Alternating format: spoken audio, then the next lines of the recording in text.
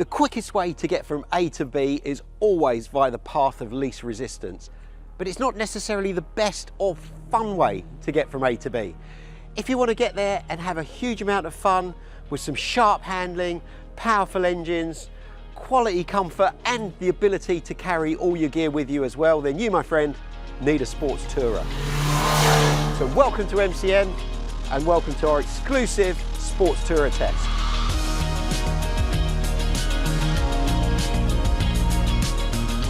So let me introduce you to our contenders. And the first bike we've got is the all-new Honda CB1000GT. Now, you've been waiting for this bike, we've been waiting for this bike, and it's finally available. So our question is going to be on this test, has the CB1000GT got what it takes to be Britain's #1 sports tourer? So alongside the CB1000GT, we've got the Kawasaki Ninja 1100 SE-XX. So this was MCN's Sports Tourer of the Year last year. So as far as we're concerned, it defined the class then. And it's fully loaded, ready to go. Next up, we've got BMW's S1000XR. The sports tourer that's based on the S1000RR sports bike. It's got a version of that classic engine. It's got all the handling, the electronics, everything that you associate with a BMW, and that's going to be punching hard from a Bavarian point of view. Last but not least, we've got the Suzuki GSX-S1000GX, another bike that comes fully loaded. It's got the panniers, it's got a sports bike engine, it's got the DNA that gives it the right to be fighting for the sports tourer crowd. Now, to create a level playing field for these bikes, we've got them all fitted with a control tyre. It's the brand new Dunlop RoadSmart IV. Now, we're ready to go, so we're going to grab our lids and head off on a 3-day tour of Wales.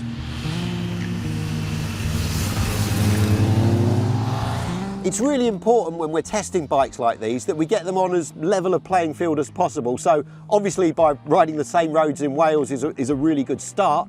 But we've put these on a control tyre for this test, and we need to say a big thank you to Dunlop for supplying the latest RoadSmart IV for all these bikes. We need a tyre that allows us to explore the best of the handling, exploit all the power that the bike's got, and to give us as much accuracy as possible so that we can get feedback from the chassis, from the suspension, from the engine, all the aspects of this bike to get a good understanding of how they work. So let's get cracking and put them through their paces. Well, here we are, practically at Journey's End. We're at the top of North Wales, just near Carnarvon. We've got the Menai Straits in the background, Anglesey beyond that. And when this test is over, we're going to head over to Trackmon and the first ever Motofest. But before we do that, let's have a run through of these bikes and see which one has come out on top. So the first thing we need to do is talk about bragging rights, talk about top trumps, the top line specs of these bikes to see which one is the strongest on paper before we get into the nitty-gritty of which one actually rides best. So let's start with the CB1000GT. That was our poster bike at the start of the day, the newest one here. Let's talk about price first of all. That's always been a big thing for Honda. 11,999 for the base version of this. This one, however, has a few extras on it. It's got the sports pack, the comfort pack, and that Akrapovic exhaust. So you're looking at stripes on the wheels, little bits of fairings, the fog lights, protection, taller screen, comfort seat, and all of that together raises the price of the CB1000GT to £14,404. That's as it sits here, ready to be tested. The Kawasaki, £14,149 is the base price for the Ninja 1100. This one's the touring version. The most important part of that is the fact that that includes your panniers, and that is £15,249. The BMW S1000XR, well, this is the TE version. That starts at £17,480, so quite a jump for the Beamer. This one has the M pack, and that raises it to £22,370, so quite an eye-watering price for the BMW, which you've probably noticed doesn't have panniers.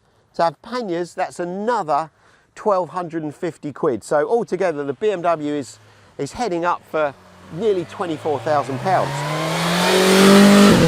Our last, but certainly not least, the Suzuki That bike is exactly as you would buy it in the showroom, £12,999. There's been a big reduction this year on the GSX-S1000GX. Currently in the showroom, one of those is a pound under 13 grand. So that's how much these bikes are going to cost. Let's just look at the basic spec lines of power, performance. We'll talk of MPG, how much they weigh, and seat height. So the Honda, 148 horsepower, not too shabby. The Kawasaki, 134 horsepower. The BMW is 167, and the Suzuki, 150.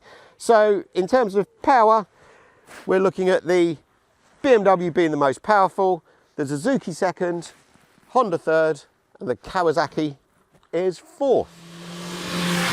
But of course, we know power isn't the full story. So let's have a little talk about torque, because that's what really matters with bikes like this. So the CB1000GT, 75 foot-pound of torque. The Kawasaki, 83.3, quite a significant increase, considering that's the least powerful bike here on test. The BMW, 84, and the Suzuki, 78. So in terms of torque, the BMW has the most torque, not really surprising there. The Kawasaki comes in second place with torque, then it's a Suzuki, and the Honda in last place. Let's talk about all-up weight, because again with touring, you need the bike to be quite manageable. You know, at some point you're going to be parking it, pushing it around, moving it. So in terms of weight, the Honda, 249 kilos, Kawasaki, 246, the BMW, 238, and the Suzuki, 247. I should say that we've weighed these bikes on our scales, fully fueled. So we think that's a pretty accurate rating. The tanks have been absolutely brimmed. So in terms of weight, BMW is the lightest, followed by the Kawasaki, the Suzuki, and the Honda, believe it or not, is actually the heaviest bike here. Okay, one last thing in terms of the manageability that I'm going to talk about is the seat height, because that really is quite crucial. The CB1000GT is 825 millimeters, the Kawasaki 835, 10 millimeters taller. The BMW is 850 millimeters, that's quite a lofty perch on the BMW, and the Suzuki is 845 millimeters, just a little bit shorter than the BMW. So basically the BMW is our tallest seat and the Honda is the shortest seat. That's all the boring specs out of the way. Let's start talking about what it actually means to ride and live with these bikes. So I know the bike you all want to know about more than any of them here is, of course, the Honda CB1000GT. And I'm not going to make you wait. We're going to talk about this one first of all. So Honda have aimed to bring their sports tourer in at a really affordable price with the typical sort of Honda engineering and quality. That's what their idea is behind this bike. Have they really been able to deliver that? Well, what I really like about the CB1000GT more than anything else is how this bike feels, how nimble it is, how agile it is, how lithe and fun this bike is to ride on the road. So all of us that have ridden this bike have really liked the handling. It's interesting to note that this has Showa semi-active suspension. Shining feature is how well this handles, how easily it responds. It's instant when you get on it. It's not one of those bikes you need to grow into. You get on the Honda and it just comes to you straight away. There's no warming up to it. There's no leading in time. They've done a really good job of engineering that rideability into it. The engine, obviously it's that Hornet derived engine that's also being used in the CB1000F, has a raw quality and pretty sure that's intentional. Honda has spent a lot of time getting the sound right of this bike and it really does deliver. Where it's been, the tuning is slightly different to the Hornet, and we noticed on the Hornet SP that there was a bit of a flat spot in the torque curve. This doesn't seem to have it so much. It still likes you to rev it, it still wants to be sort of in the mid-range, and punching from the mid-range is where it's really happy. Sounds great doing it, responds really well to the throttle's not glitchy at all. It's possibly a little bit spiky when you're slow in sport mode, but sport mode is where this bike works really well. Brakes wise, no problems at all. It's more than adequately braked. Equipment wise, this is where Honda have built this bike to a price. The panniers are included. As we've already said, 3 of the bikes come with panniers. The Honda's panniers, they seem to be lacking a bit of quality, which is quite a surprise. They're a little bit clunky to use, they're a little bit awkward. The covers feel a bit sort of flimsy on them. They look pretty similar to the NT1100 ones, but although they're fairly big, they just lack a little bit of finesse. And you notice when you sit on the Honda, when you look at the bars, you look at the switch gear, it is minimalist on the Honda, which is really interesting. If you think back to some of the sort of the Pan-Europeans, the Goldwings, the Africa Twins, we had the massive left-hand switch gear on some Hondas in recent history, but they've gone back to this really simple little joystick and up and down buttons. Once you get used to it, it's really easy to use. Again, like the Suzuki, it's one of those bikes you've really got to read the manual before you get stuck into it. But the dash is very clear, it's very nice, very easy to use switches. There's a little backlit joystick there. And while we are standing here next to the Honda, I would just like to mention how easy that screen is to raise. You can do it on the go where it's on your left hand. Not that we'd recommend taking your hands off the bars, but it's a really easy screen to go up and down. What I will say about the Honda, I've said all the extras this one's got on it, but I think if you're going to buy one of these, buy it as the base model. You've already got the panniers, you've already got a great handling chassis and a decent engine and everything else. The tall screen, the comfort seat, things like that, the fog lights, they're fluff really. It's one of these bikes that's best when it's raw. And for a sports tour it might sound a bit odd, but trust me, the Honda works best as the base bike. So from the red of the Honda, let's wander over here and bask in the sumptuous metallic green of the Kawasaki, the classic Kawasaki signature colour. So this was MCN's Sports Tourer of the year last year. So as far as we're concerned, it defined the class then. But what is it about this bike that we particularly like, and what is it that's performed so well on this test? Well, the first thing I want to talk about is the engine. As I said, it's the least powerful in terms of outright BHP on the test, but it's got plenty of torque, and that torque is low down and into the mid-range. It's so smooth, it's effortless. The way this thing powers on, the way it winds on, it's just an absolute joy to dig into that creamy, rich bucket load of power that it's had and just waft it from the bottom end through that mid-range.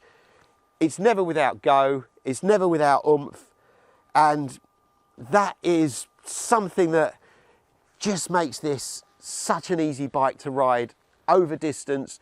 And when you are riding interesting roads and you are making progress and you are on and off the gas, generally it's no more than a simple roll on, roll off. I actually found I was changing gear less on the Kawasaki than the other bikes, and that's because it's got all that bottom end power and that mid-range punch.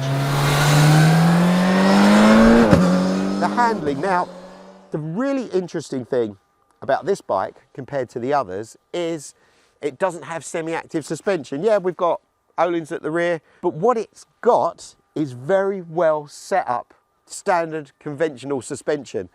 And you know, in this sort of age where we keep talking about electronics and digital and everything else, this has got organic feeling suspension. There's something very natural.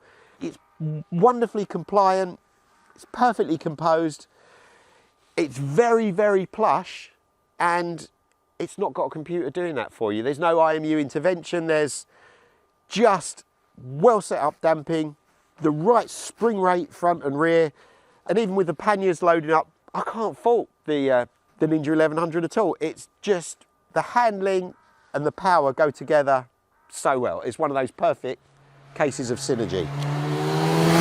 It's also the only bike that's got clip-ons. Now we say clip-ons, but they're so tall that they sit pretty much the same height as the other bikes here in relation to the top yoke. But you do lean a bit more forward on this because of the way the foot pegs are, the angle of the seat.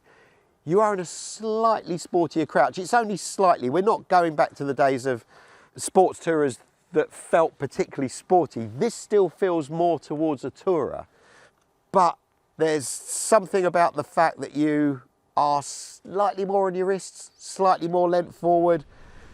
And that plays into the way it handles as well. You're already, rather than being in a sit up and beg position, you're already kind of loading up that front wheel when you're riding it. When you're coming into a bend, you're already getting ready to push that inside bar in. It takes a little bit more effort than some of the other bikes here to get it to turn. Where I said the Honda is really instant and comes to you straight away. Yes, you can jump on the Kawasaki and ride it straight away and go off on tour, but it's got some extra depth to it that when you put a little bit of extra in, it pays you back. And yeah, there's a little bit more about the Kawasaki. No issues with brakes at all. Everything in that department works really well. It's a very nice, easy to read screen on the Kawasaki, if a little bit cluttered. It's not quite as easy as the BMW and the Honda in terms of a quick glance and you know exactly what's going on. There's a lot of info on the screen. It is customizable, but all the same, the basics are there. You can see your gear, you can see your speed, really easy to read. In terms of switchgear, quite a comprehensive switchgear package on the left-hand side of the Kawasaki, but the cruise control being the most important thing here, again, really easy to use. A couple of things that I don't like about it. Nothing is perfect. I'm not a big fan of the screen in anything other than the lowest position. To operate it, there's a push button down behind the dash, which you have to hold down. If I just demonstrate, I've got to reach down here and then move the screen up and down. It's multi-position, but I found that it's not, when you open it all the way up, it will automatically drop back if you haven't quite set it right. And if I'm gonna have a negative about this bike, the screen would be one. When you are very low speed, some of the very tight hairpins that we've done, it can feel a little bit of a handful. It does take a little bit of extra shoulder work to get it to turn, to get it to dig in, and to keep the line tight when you are on a slow speed hairpin. But the one thing I really don't like about this, and this pretty much goes across the whole Kawasaki range, is that USB mount on the handlebars. It's just not nice. I'm not a big fan of the phone mount either, but yeah, that USB mount, come on Kawasaki, there must be some way of mounting that somewhere in the dash so that we don't have to look at that basically 1980s TV remote that's sitting there on the top. It's a horrible thing. But we are being picky. It's a lovely bike to ride. From there, we're going to move across and talk about the BMW. So the S1000XR TE with the M-Pack. I mean, it looks fantastic in white with those motorsport colours on it and everything else. It's got an S1000RR engine in it. Yeah, it's slightly detuned, but it was still 167 horsepower. That's a phenomenal amount of bike and a phenomenal amount of engine. And are you aware of it? Yeah, you are. Twist the throttle on this thing and it will absolutely fire you into orbit. It's a really, really enjoyable engine. The key thing about this bike, it's got BMW's Dynamic Pro suspension, which is one of the best semi-active setups there is. It feels really planted. It is by far the sportiest bike here. It's a very fast, it's a very serious bike. It's great handling, brakes are excellent. There's nothing you can really fault it in how this bike really works. But it's something you're going to do long distance on. Is that really where you want to be? It just loses a little bit of that affability, a little bit of that friendliness that definitely the Honda has in absolute spades.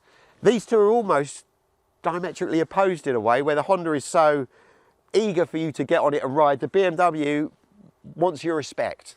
And I think that's really where these two bikes differ. But yeah, the engine is really involving. Electronics, absolutely fantastic. In terms of luxury, in terms of quality, yes, you pay a lot of money for a BMW, but there's a reason you pay that money, because the build of this bike, the way it's put together, the way it all works together so well, you can't really argue. You know, if you are spending that sort of money, that's the bike that you'd expect to ride out of the showrooms on. And I think that is a plus point for the BMW. The riding position is very good for short distances. You feel very locked in on the BMW, you sit in the BMW, and that's great because they have got the riding position absolutely spot on. But you know, if you're a little bit of a more mature rider like myself and like some of my fellow testers, you know, a few hundred miles and you need to stretch those sciatic nerves a little bit, the BMW doesn't really give you much opportunity to stretch, move about and resettle yourself. So it does feel a bit too locked in and restrictive when you've been on it for a while.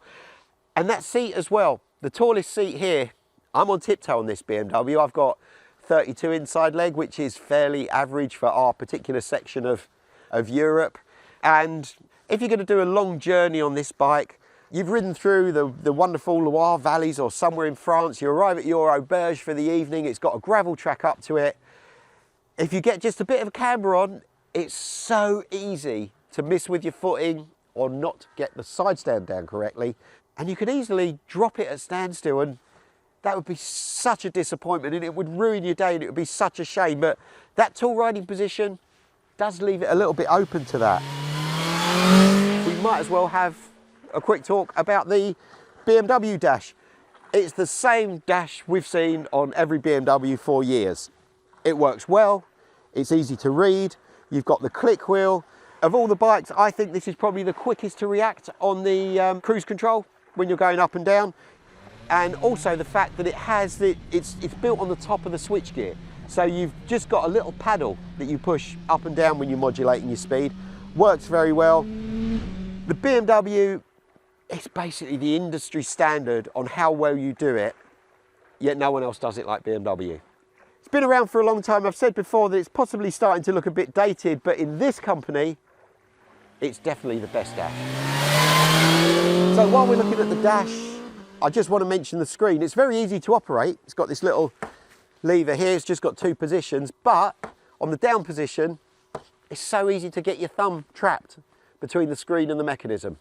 And of course, as we mentioned, the BMW doesn't have panniers. So the fact that it's the sportiest, the best handling, the fastest bike here, it's not been laden down with two panniers full of pants and spare socks and whatever it is the rest of us have been carrying with us. So yeah, it doesn't quite tick this touring box enough for us. Great on sport, not so great on touring.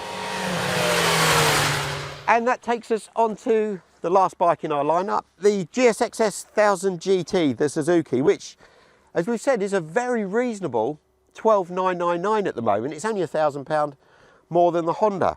So what do we like about the Suzuki? Well, I mean, this engine has been around for a while, but you know, it's a big four-cylinder. I'm going to use the word fat here, but it's by no means derogatory. It feels like it's a big, fat, old-school four-cylinder sports bike engine in this bike, and that's a good thing. It's got plenty of power, 150 horsepower, no shortage of go in it at all. But the appeal is still quite limited. It's weird to say it in this day and age, but Suzukis have become a little bit niche. Most people probably aren't really going to look at this because it has become very much its own thing. The Suzuki brand, in particular the GSX-S bikes, they're going to appeal to a Suzuki person. And that's something we've really seen. You know, if you've got a 1250 Bandit or something that you've been touring on, upgrading to one of these would be a fantastic thing to do. It would make perfect sense to you. You'd understand the bike, you'd understand the way it feels, you understand the brand. It's a Suzuki guy's bike. It is fast as well. As I've said, it's a powerful engine, it's a fast engine, it's a well-appointed bike at a good price. But that engine does need revs more than the others. It does tend to be, it works better the faster you go. And in that way, it does behave very much like a sports bike. It's got Brembo brakes on it, but unlike the other bikes here where there are absolutely no issues at all, there's a bit of a wooden feeling to the Brembos on the Suzuki. Just hard to feel exactly where that bite is and where the performance is. There's no problem with them stopping the bike. There's just something with the feel of the Suzuki's brakes that just lacks a bit of confidence, lacks that feel. The handling as well, now on control tyres, so it's not really got any excuse, but there seems to be a little bit of a tendency to understeer on the Suzuki. When we're on those tighter bends, where I was saying we need more effort on the Ninja to get it round the bend, you really do need a lot of effort with this, especially on the exit, because it will try and run wide. So understeer is a little bit of an issue. It does need revs. The brakes feel a little bit wooden, but you know, it's a lot of bike for the money. So if the blue and white gets you, if you are into your Suzukis, I would say you're not going to be disappointed. In terms of comfort, it's actually good. You could actually ride this bike for long distances. I didn't have a particular problem with this. You know, you've got things like the handguards to keep the wind off you. The screen is adequate, but where all the other bikes have adjustable screens and easily adjustable screens, you need an Allen key to do this one, and Suzuki don't put it in the toolkit. So supply your own Allen key if you want to adjust the screen on the Suzuki. So let's round off on the Suzuki by just talking about the dash, the switchgear, the general sort of rider interface parts. The dash is very Suzuki. I know I keep saying that, but if you jump on this bike without reading the handbook, you're never going to understand what the acronyms are on the dash as regards your throttle, suspension settings, all that kind of thing. Once you do, it's fine. It's very clear, it's very easy to read. Cruise control is very good on the Suzuki, so when you're on dual carriage, motorway, that kind of thing, it's got a simple up-down button. It's easy to open up, but it's quite slow to react when you're going up and down speeds, modulating with your thumb on cruise control. The Suzuki's a bit laggy and you're never quite sure where you are. So if you're riding with mates, it's a little bit awkward just to balance your speed. But all the same, it's an easy to read dash. So that brings us to our final verdict. And in fourth place, it is going to be the GSX-S1000GX. The reason being, it's much more dated than the other bikes here. It is actually lagging behind in terms of where it is in basically every area of performance. It's a nice price, but it's not punching hard enough where these other bikes are. It's got the sports element, it's got the touring element, but it's not enough. And in third place, we've got the BMW. And as far as this competition here is concerned, it's simply too much money. With the BMW, it does everything really, really well. We've said that, but that price tag is so salty that there's no way that it doesn't perform well enough in the other areas to make it worth the extra money. And just to put that price into perspective, the clue was at the start when I gave you the round figure for the BMW with the panniers. You're looking at 24 grand for this. This is sitting here at just over 14. So you've got a 10 grand difference between the CB1000GT and the BMW if they were kitted out identically. And you know, you'd have to give that some serious justification to your bank manager if that's what you were going to do. Having said that, if you are going to buy a BMW, chances are you're going to buy it on PCP. And let's say you bought these bikes on PCP, either the Suzuki or the Honda, I think you probably might be pretty much in a similar place where after 3 years, you'll give it back and buy something else. The BMW, after 3 years, you're going to give it back because there's no way you're going to be paying the final value on this bike to buy it outright. Kawasaki is a keeper. That is the bike you're going to be weighing up the odds about either getting a loan or however else to finance it and buy that bike outright.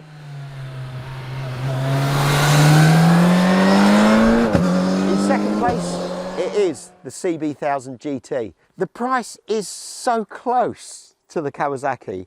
There can be no other winner than the Kawasaki because it's got great build quality, it's got such longevity in the way it feels as a sports tourer, the fact that you can go out, have a blast with your mates, go out on a Sunday on it. Yeah, if you want to swing down to Italy, go to Lake Garda, Lake Como, anywhere you want to go around Europe, the UK, anywhere else, and it's capable and it's going to do it, and you're going to get off at the end of the day, you're going to turn around and you're just going to sit there and give it that lingering look before you walk away. And kitted out with the Dunlop RoadSmart IV tyres, as with all these bikes, but with the Kawasaki, it just seals the deal. It just gives it the extra level of plushness that OE tyres never deliver. We know that OE tyres are, you know, they're part of the price when a bike's put together. So when you upgrade to something that's proper, serious, modern, cutting-edge road rubber, it just brings all the best out of this bike. So if you want to read the detailed review on these bikes, because we have gone into more detail, pick up a copy of MCN or check out Motorcyclenews.com, where of course you're going to find all the latest news, reviews and everything motorcycling. If you've got a comment in this video, please leave something down below. Don't forget to like and subscribe, and can't wait to see you on the next one.